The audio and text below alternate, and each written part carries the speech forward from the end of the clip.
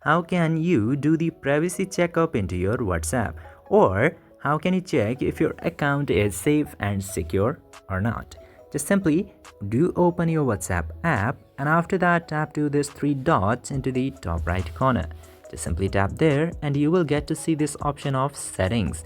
Tap to the settings, and after going into the settings you will get to see this option of privacy below account. Tap to privacy, then scroll down to all the way bottom, then you will get to see this option of privacy checkup. At very last, you just simply have to tap into this privacy checkup option. Then you will get so many criterias to check if your account is safe and secure or not.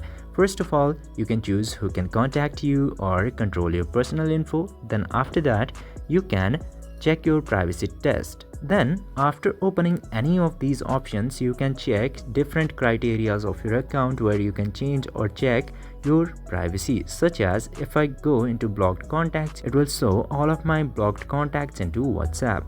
Or if I go into this add more protection to your account section, I can add app lock and two-step verification kind of protections into my account, which will help to make my account more secure and safe. I hope this video helped you. If yes, don't forget to give a thumbs up and subscribe to the channel. Thank you for watching this video.